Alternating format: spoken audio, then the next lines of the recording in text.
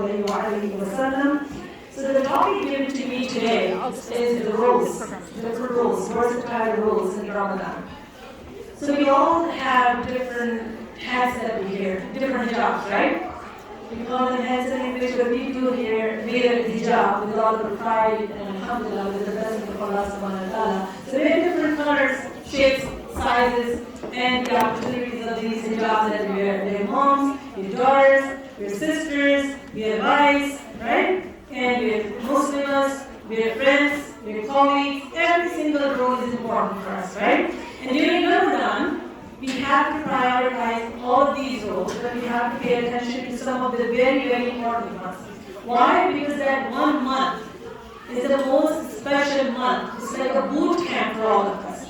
Like other people, like our men in our relationships, in our houses, in our community, we have a very special connection to Allah subhanahu wa ta'ala. This is exactly why we, as Muslims, as women, as girls, should be prepared to get into that boot camp Allah subhanahu wa ta'ala provides us with every year. And we need to come out of that boot camp with like a gung-ho kind of warrior to be prepared to deal with shaitan for the rest of the year. Right? Are we all ready for that? Ready? For that, inshallah, and may Allah grant us this Ramadan. As the Imam said, we are all preparing for Ramadan. We're talking about how to enter Ramadan. We must pray for Allah to allow us to enter Ramadan.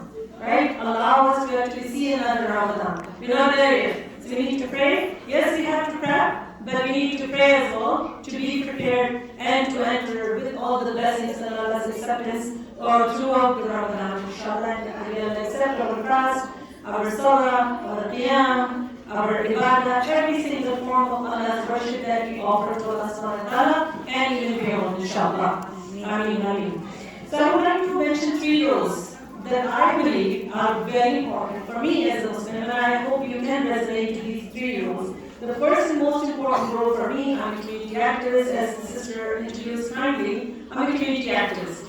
I'm a community mobilizer. I'm a youth mentor, right? And I am a servant of Allah subhanahu wa ta'ala and the dawah carrier.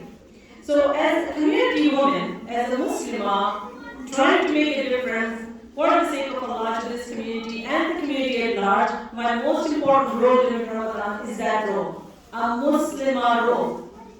How I carry myself during Ramadan, how I actually conduct my affairs during Ramadan, how I go out, connect with people, engage with people, how I deliver my talk, how I actually deliver messages for the sake of Allah. That's very important for me to consider.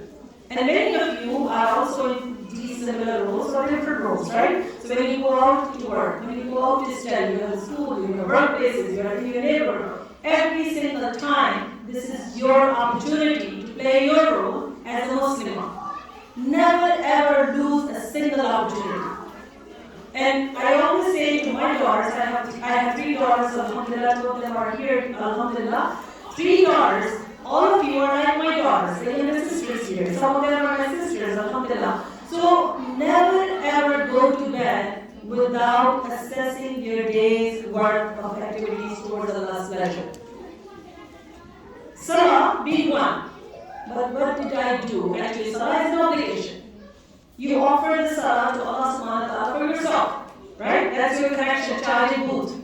5 times a day, Allah gives you that charging station to come to Him, connect, recharge, and go on. Right? Other than salah, during Ramadan, you need to find opportunities to connect to Allah subhanahu wa ta'ala. And when you go to bed at night, assess what did you do to please Allah subhanahu wa ta'ala as a Muslimah living in the West. Spreading Allah's deen, spreading Allah's message. Did you do anything? Did I connect with anybody? Did I go to my neighbor and explain Islam to him or her? Or explain Ramadan? Oh, you know what? We have this special month. This is not a fasting month. This is a fasting month. And this is what we do in life. Assess your ability, assess your day's worth of activity, and then go to bed, praying Allah subhanahu wa ta'ala to give you more opportunities next day. Sometimes Ramadan is only 29 days. Sometimes you don't get to go out every day, right? So make up for those missed days, but do not go to bed without assessing yourself. And next morning, guys, remember to pray Allah subhanahu wa ta'ala before heading out the door to give you more more opportunities than the day before to connect and engage Allah's slaves, Allah's servants with more effectiveness. So that's my first thing. That's our role, inshallah. So when you go out in the community, you're doing charity, you're doing community service, you're working, you're serving, and you're studying every single time you head out and connect with other slaves of Allah subhanahu wa ta'ala. Find those opportunities. And there are tons of opportunities. It's just a matter of us finding those opportunities. Breaking. You know how we break? So you need to find those opportunities. The second role, us as women, in any role, in our home, we are an issue with this. Regardless of who we are, moms, sisters, daughters, we have this profound impact, profound image that we create for us in our household. Our home is built around us. Our home is impacted by us. Our home is carried by us. Because we are the foundation of any home. If you have brothers, if you have sons, if you have husbands, if you have fathers, you have that profound impact. This is why women are called the nation builders in order to form Ki Muhammad, right? Why? Because we carry the nation, we build the nation. In any age, right? You have the best impact, best impression on your brother before getting married. And you carry the same to your husband. You carry the same to your son. And if you don't do your role, they're not in a good shape. Because we did not raise them well. We did not impact them well. So in Ramadan, that's your role as well. Your role is not as a chef. No pakore, samosa, cooking women. No. Ramadan is not a month of feast. Ramadan is a month of fasting. Allah subhanahu wa ta'ala has given us the prescription of Ramadan. Fasting is a prescription, guys. How many of us understand and know we are prescribed with some medication? Anybody use prescriptions? Doctor's prescription on a daily basis? Or maybe a weekly basis, an antibiotic, right? We all do at some point. So that's prescription and we follow it religiously. Oh, the doctor said this 3 times a day, right? Twice a week. We follow it. But Allah subhanahu wa ta'ala prescribes this fasting for us only once a year for the whole month. Imagine the crucial state of this prescription. Imagine the importance of this prescription given by Allah subhanahu wa ta'ala, the very creator, who is the best psychologist for us, who is the best doctor for us, who is the best caretaker for us. He has prescribed this for us to be purified, to be cleansed, right? To be ready for the rest of the year, to be protected against shaitan, because that's the only month when shaitan is chained for us. So the only thing that we need to defeat or beat is our own nafs, right? Our own inner self should be beaten. A lot of people say, if shaitan is chained, why do we still commit sins during Ramadan? Because we are not ready to follow our own desires, our nafs, our own self. Makes us commit those sins, makes us miss salah, delay the salah, do the qada, right? Or miss the fast for slightest kind of excuses. This is us, our inner self, our nafs that actually does not allow us to follow Allah's prescription the way He did, the way He expects us to do, right? So that's the second role for us. We as nation builders should be the trendsetters, should be the caretakers, should be the examples in our family and outside in the community to actually inspire other people around us and outside of our home. Does that look her sister? So that's our second role, and we need to actually prepare ourselves today for these 2 roles. And the third most important role, as I said, you're not chefs.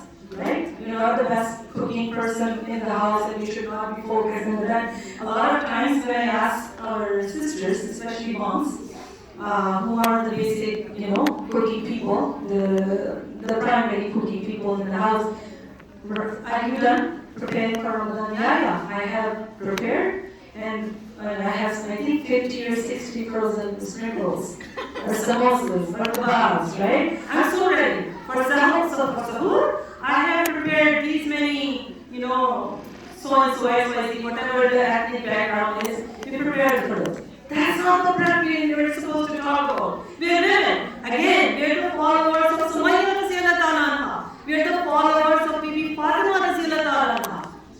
Did they prepare Ramadan like that? Ramadan is to cleanse our soul inside out. We fill our stomach so much that we now want to sleep every single time we do our fast. Where is the lamb?